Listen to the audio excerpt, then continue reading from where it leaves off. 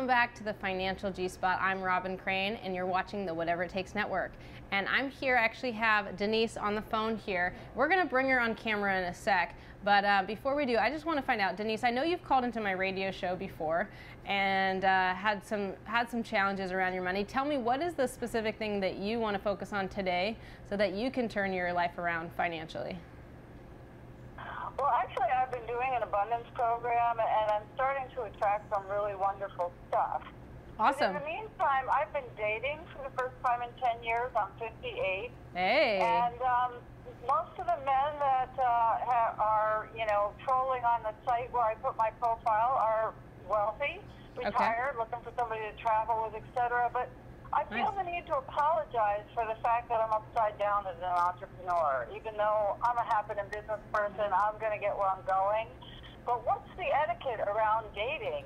I can't keep up with a wealthy man if I have to go Dutch in everything he wants to do. So how do you have this discussion, and what's appropriate with dealing with money in dating? All right. So let me ask you this: Have you gone out on any dates yet?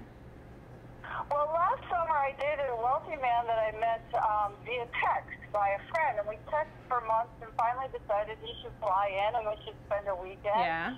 And he paid for the flight and the hotel and whatever, but I still had expenses I couldn't afford running with him that weekend.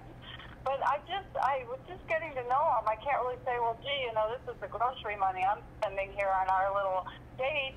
It was very awkward, and there's many levels of how money fits into a relationship, but I don't know, it just feels really awkward, and it feels like it's a slam to my self-esteem that I have to apologize for. So why are you attracting wealthy men? Is it a site where you're looking for a wealthy man? No, but in my age group, I'm 58, and most of the men that I've been talking to are, 55 or better. And the ones that are on the dating sites, and I happen to be, retired and have some money, and they're looking for somebody to travel the world. All right, with so let me. What would you? What happened? I didn't look for them. As a matter of fact, I mentioned on my profile, "Hey, I'm upside down. I'm not stable," and they still kept coming. So is the problem, Denise? Let me cut you off. Is the problem that you don't have enough money to travel? Here, let me. I hear several problems. So let me kind of figure out what we're really talking about. Is the problem that you don't have enough money to travel with people, guys that you want to date? Is the problem that you don't know how to talk about it and you're afraid that they're not going to want to date you because you don't have money? Or is the problem that you're just feeling bad about yourself because you have no money? All of the above. All of the above. Okay, so go get changed so you can be on video so we can see you, because I'm not the only one who wants to see you. I'm sure you want to see her as well. Okay. I like to know who I'm talking to. And then when we come back, we're going to deal with all three of those problems. I'm going to talk a little bit to you at home. And Denise, go ahead and get changed, and I'll see you back in a few minutes. Okay, give me 10. I got to put a face on. Okay, put a face on. Make it a nice one. Right. All right, great. So Denise's problem, she said that she needs help with, is number one, she doesn't have money. So that's a problem in itself that I could take the entire episode on. We're going to find out what she wants to focus on.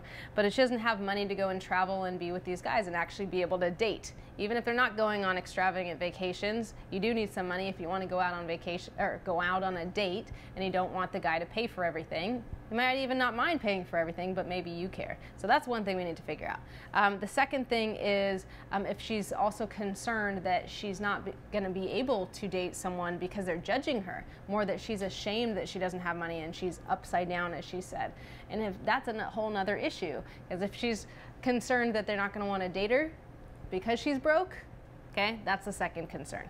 So the third thing is the issue of how to communicate about money. So when you start dating, what's appropriate to tell people, what's appropriate not, what's appropriate to bring up, and how do you talk about it? So those are three huge questions, but I want to address probably just one of them today. But while Denise is going and getting ready so we can see her, I'll just tell you a little brief story about me. Some of you may know this, but when I started dating my husband, Trevor, he was going through bankruptcy, and he told me, he was very straightforward with me even before we started dating, and he was telling me, I'm about to file a bankruptcy. I just foreclosed on a home. He said I'm home free instead of homeless. Very, very positive guy. But I'm home free, meaning he had nowhere to live and he had no money to do anything. And so the question is, why did I stay with him, right? No, the question is, you know, how did that affect our relationship? I was a financial advisor finally starting to make some money, and I did have concerns. And to be totally honest, you know, I wasn't sure. I was afraid that what he had done in the past was going to be what's going to happen in the future. And the truth is that was not the case. That is not the case. And I had to believe in him and believe in what was true for us and our relationship. And I had to let that stuff go. And that was me on the other side. Denise is talking about maybe how other guys she's going to date, how they're going to judge her for not having money. But from Trevor's perspective, I can tell you right away the fact that he was honest with me and that he was totally clear about it and transparent and that he didn't try to hide it.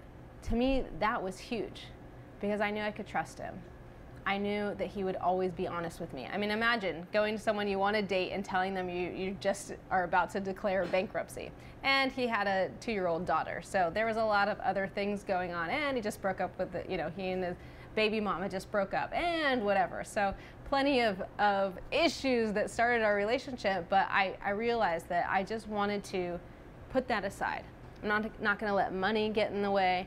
I'm not going to let any challenges get in the way before I even know if I want to be with this guy. And so personally, I let that go. I decided to be open. We were always honest. And as you know today, he is my husband. He's doing great financially. It's not an issue. Everything is awesome. But I get it. People don't know how to talk about money. People don't know what's appropriate and what's not. So when we come back, we'll bring Denise back on and find out specifically what she wants to focus on so that she can start dating and have that lovely experience of being in a relationship. So again, you're watching The Financial G-Spot. I'm Robyn Crane, and I'll see you after the break.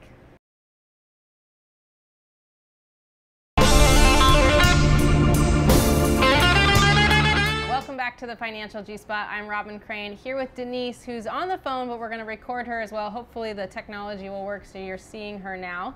But Denise, you have a few challenges. I mean, it's mainly around you feeling like you don't have enough money. You said you were upside down. What do you mean upside down in your business specifically?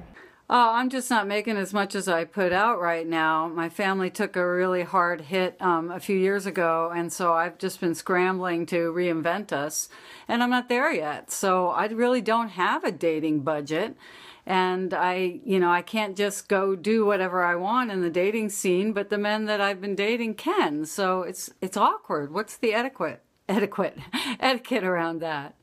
Well, I don't know what the etiquette is, but I want to focus on specifically which challenge, because we only have time probably for one of these challenges. While you were gone, by the way, getting ready, I was telling a story about my husband who declared bankruptcy, and someone here was asking, well, how did that happen? And what happened was that he had actually a couple businesses, very strong, was making a lot of money, and something happened. It's kind of a long story, but more or less they got into a lawsuit. So they had a water sports business, and one of their contracts fell through, and then one of the partners wasn't, communicating with Trevor, and he could have blamed them for the challenge and what happened. But basically, the bottom line is they ended up in lawsuits, and when you end up in lawsuits, a lot of money is lost, and he ended up having to declare bankruptcy. So I'm kind of curious what happened to you that got you in this position, and how can I help you get out of it? I mean, I can talk about dating too, but I want to make sure that you have something to also turn your financial life around as well. So what specifically, what's your business? Well, actually, we went through a litigation as well. I got involved in a real estate deal with a woman who was just flat mentally unstable, and the whole thing went sideways, and she ended up stealing everything we owned, and I even had to put her in jail for stalking my child. So it was one of those just life-crushing events. I had no backup when everything was taken out from under me. So I've been busy reinventing myself. I have a book on the market. I'm working on getting a television show on the air. And in the meantime, I have been working an abundance program, and money and opportunities have just been showing up for me. I'm working with clients again. I do addiction work to help people change their lifestyle, and things are starting to come to me, but I'm still not able to keep up with the kind of people I run with, and I always feel like I have to apologize for where I am in the process, but that's, really a hammer to the self-esteem. It sounds like, Denise, that you're kind of okay being broke right now, and it's not really, you feel like you're You're reinventing yourself. You've used that word several times. You're on the road. Things are starting to work out. So are you okay with where you are financially right now? Yeah, I'm doing better than we have since the crisis hit. It's definitely turning around, but it's a process. I'm not going to go from here to everything's paid off and I'm flush in a week. You know, I'm working a process, but yeah, I'm happy how the process is going. But it's still, you know, money is so awkward in our society. I feel like I have to apologize everywhere I go that, you know, I'm still not totally out of the ditch. And maybe that's just my baggage. So I think some of it is your baggage. I don't feel, obviously I teach this stuff, but I don't feel like money is awkward. I don't feel like I know that money is taboo in our society. I know people say that. That's why I wrote a book. By the way, if you want to get my book, it's called Mind Over Money Management, Strategies Your Financial Advisor Won't Give You. You can get that on Amazon. You find it there. But there's a reason I wrote that book, because people don't talk about money and it typically is taboo. So I totally get what you're saying. And I think there's definitely a factor here that you're putting these, like you say a lot of the same story over and over again. I know you've called the radio before, which is great, but I hear kind of the same story. And I'm wondering if that story is holding you back. The story of, you know, I don't have enough money. It's a process. I'm reinventing myself, as opposed to just going and making more money. And I don't know, maybe I'm wrong. I'm okay being wrong, but you tell me, is there something holding you back from making more money right now? I don't think so, because I've been working really hard I've been doing a daily abundance program, listening to videos, changing my mindset, and all of a sudden I have more money coming in than I have in years. So I'm pretty happy with my progress.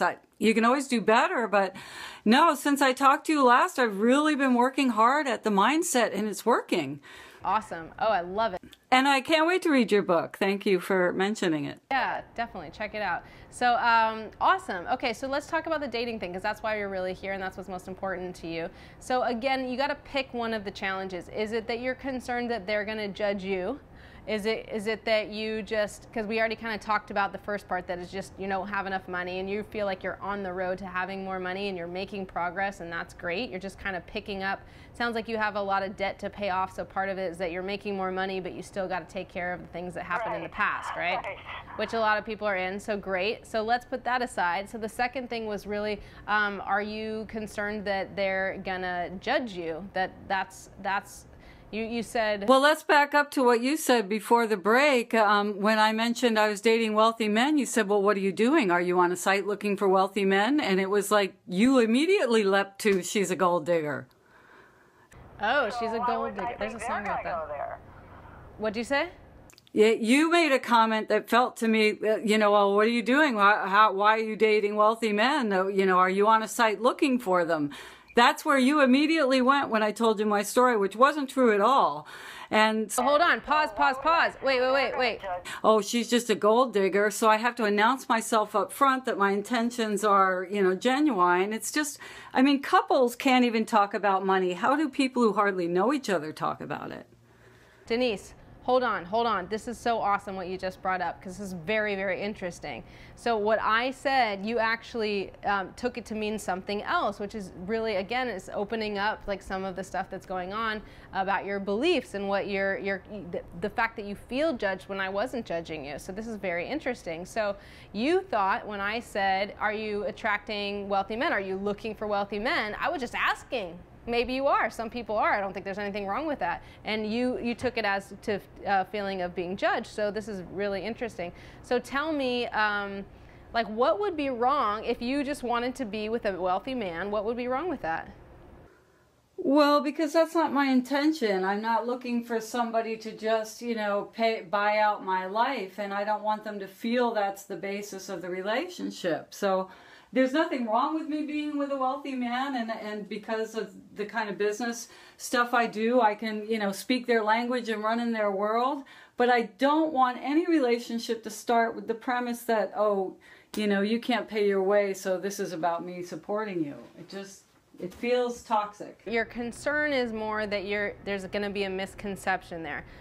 So let's talk more about that when we get back after the break. We got to go to a break right now, but I would like to hear more. So when we come back, I want to hear more about Denise and these challenges that are coming up of her feeling judged so that she can go out and date some guy, whether he's wealthy or not. So we'll be right back. You're watching The Financial G-Spot, and I'm Robyn Crane. I'll see you after the break.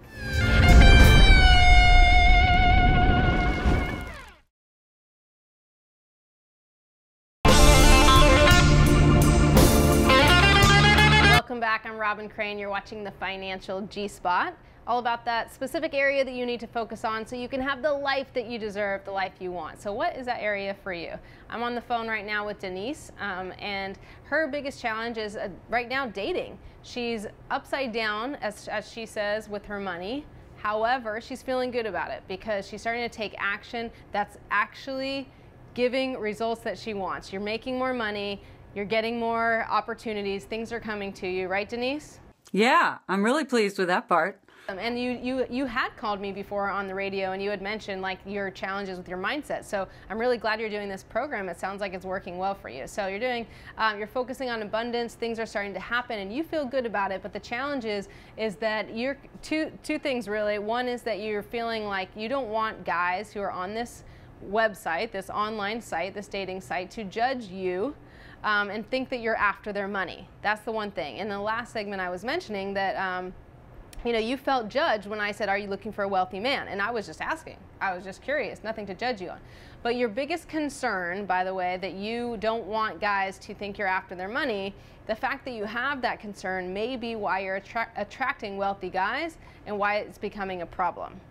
Well, I thought about as you were talking, so the topic is basically dating and money, or sex and money. And to me, talking about money feels the same way that talking about sex did in my childhood. It was just absolutely taboo.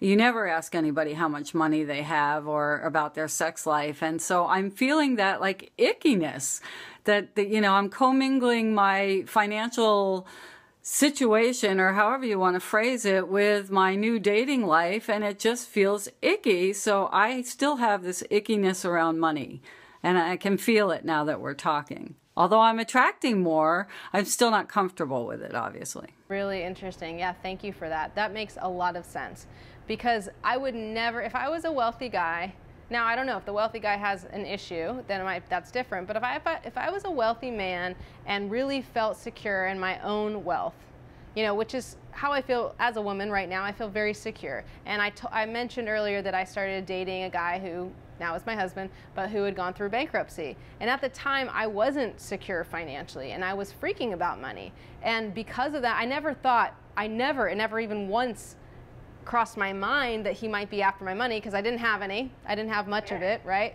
But also, even though I was making more money than him, like that wasn't really the issue. My concern was like, what is our future going to look like? I want a man to take care of me.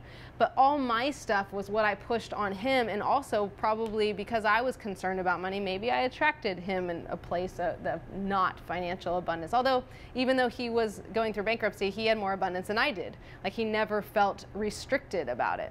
So I bring that up because you just mentioned that you have this ickiness about money, and you're making more money, and the only way you're going to start attracting a guy who doesn't care whether you have money or not, and that knows in your heart that you're not after his money, is if you let that stuff go.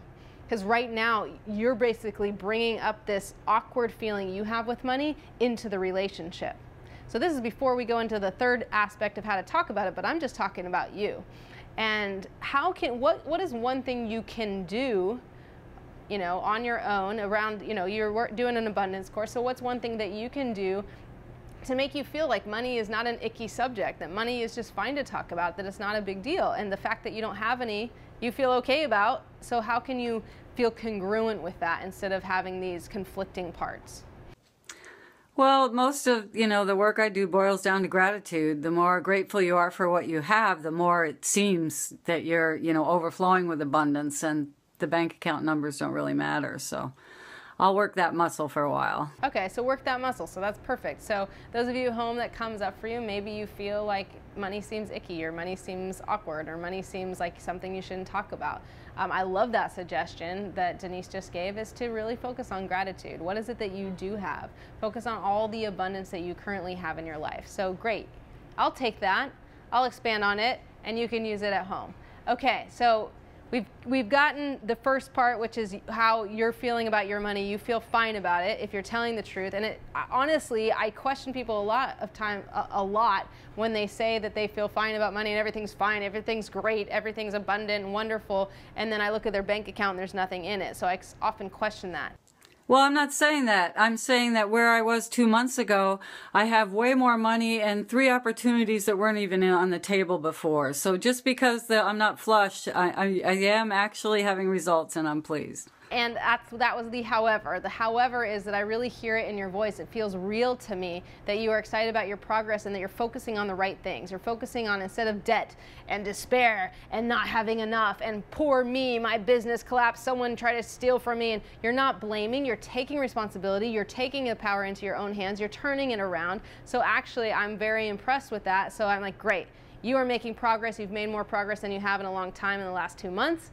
Awesome. And the second thing around being judged, like you said, you're going to go and focus on gratitude. Focus on being grateful for where you are and the lessons that you've learned up till now, and how these lessons that you're learning right now are going to help you in your future.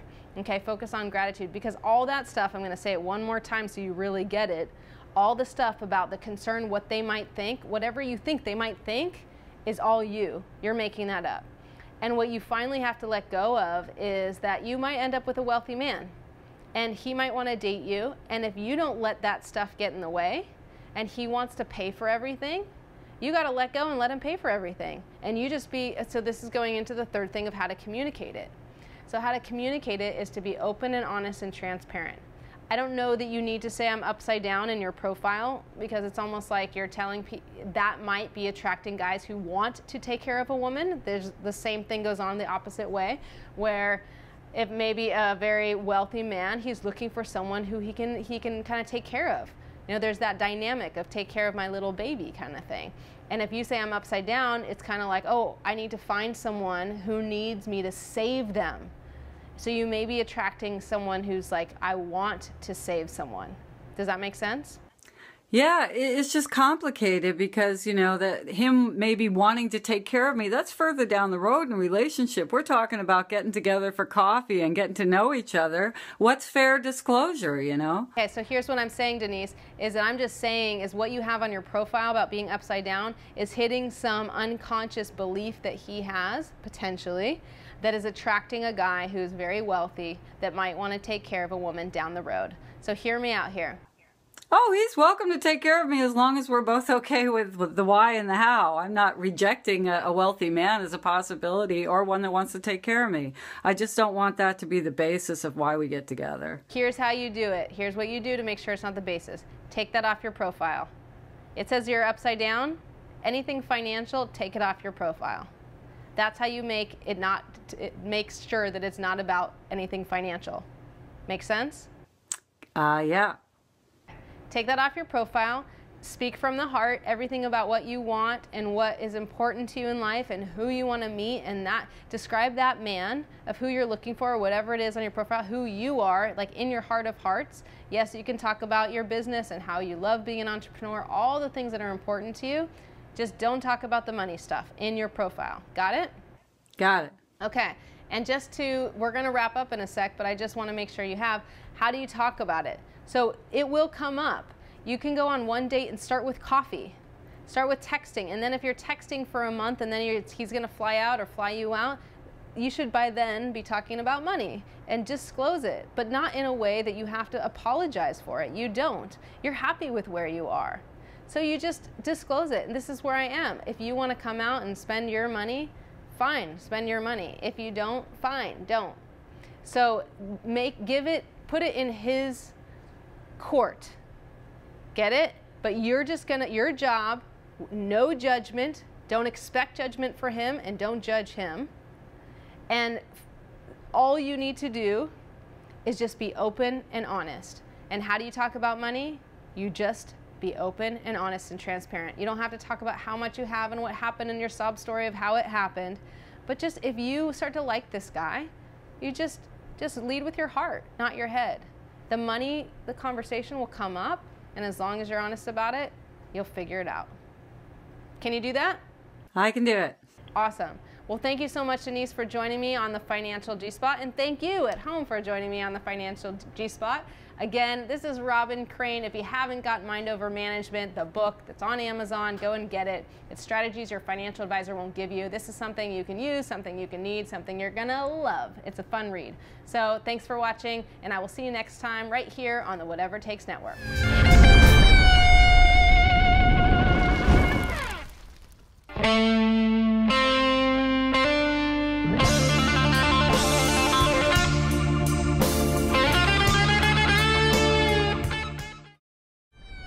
The Financial G-Spot is also available for download on iTunes and Stitcher. See the link in the description below.